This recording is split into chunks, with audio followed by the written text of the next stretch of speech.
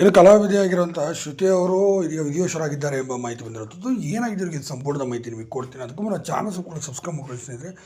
ಚಿತ್ರರಂಗದಲ್ಲಿ ಒಂದಲ್ಲ ಒಂದು ರೀತಿ ಸಾವು ನೋವುಗಳು ಸಂಭವಿಸ್ತಿರೋಂಥದ್ದು. ಒಂದು ಕಡೆ ಹೃದಯಘಾತ, ಮತ್ತೊಂದು ಕಡೆ ಆತ್ಮಹತ್ಯೆಗಳ ಸಂಖ್ಯೆ, ಮತ್ತೊಂದು ಕಡೆ ಅಪಘಾತದಿಂದ ಕೊನೆಯುಸಿರುತ್ತಿರುವಂಥದ್ದು. ಹೀಗೆ ಬೇರೆ ಬೇರೆ ರೀತಿಯಲ್ಲಿ ಕೊನೆಯುಸಿರುತ್ತಿರುವಂಥದ್ದು ನಡೀತಿರುವಂಥದ್ದು. ಇದೇ ಸಂದರ್ಭದಲ್ಲಿ ಮತ್ತೊಬ್ಬ ಪ್ರಖ್ಯಾತವಾದಂಥ ಕಲಾವಿದೆ ಇನ್ನು ಜನಪದ ಹಾಡುಗಳನ್ನು ಹಾಡಿಕೊಂಡು ಹೆಸರು ಮಾಡಿದಂಥ ಕೇವಲ 30 ವರ್ಷಕ್ಕೇ ಆತ್ಮಹತ್ಯೆಗೆ ಶರಣಾಗಿರುವಂಥದ್ದು. ಇನ್ನು ಈ ವಿಚಾರ ಯಾಕೆ ನೋಡ್ತಾ ಬಂದರೆ, ಇವರು ಮೂಲತಃ ತೆಲಂಗಾಣದವರಾಗಿದ್ದು ಇತ್ತೀಚೆಗೆ ತೆಲುಗುನಲ್ಲಿ ಬರ್ತಿದ್ದಂಥ ಜಿ ಸರಿಗಮಪದಲ್ಲಿ ಕಾಣಿಸಿಕೊಂಡು ಸರಿಗಮಪದಲ್ಲಿ ಜನಪದ ಹಾಡುಗಳನ್ನು ಹಾಡೋದ್ರ ಮೂಲಕ ಹೆಸರು ಮಾಡಿದಂಥ ಈ ಕಲಾವಿದೆ ನಟಿ ಒಳ್ಳೆಯ ಹೆಸರು ಕೂಡ ಮಾಡಿಕೊಂಡ್ರು ಅಂತ ಹೇಳ್ಬೋದು. ಮತ್ತು ಇವರು ಹಾಡಿಗೆ ಒಳ್ಳೆ ಮೆಚ್ಚುಗೆ ಕೂಡ ಬಂದು ಅಲ್ಲಿ ರನ್ನರ್ ಅಪ್ ಕೂಡ ಆದರು. ಮತ್ತು ಸಿನಿಮಾಗಳಲ್ಲಿ ಒಳ್ಳೊಳ್ಳೆ ಅವಕಾಶಗಳು ಕೂಡ ಒದಗಿ ಬಂತು. ಸಾಕಷ್ಟು ಹಣನೂ ಕೂಡ ಅವರಿಗೆ ಒದಗಿ ಬಂತು. ಇದೇ ಸಂದರ್ಭದಲ್ಲಿ ಪ್ರೀತಿಸಿದಂಥ ಹುಡುಗನ ಮದುವೆನೂ ಸಹ ಆದರು. ಇನ್ನೂ ಹಣದ ದಾಹಕ್ಕೆ ಮತ್ತು ಕಿರುಕುಳಕ್ಕೆ ಮತ್ತು ಬೇರೆ ಬೇರೆ ಅನುಮಾನಗಳಿಂದಾಗಿ ಸಾಕಷ್ಟು ನೊಂದಿದ್ದರು.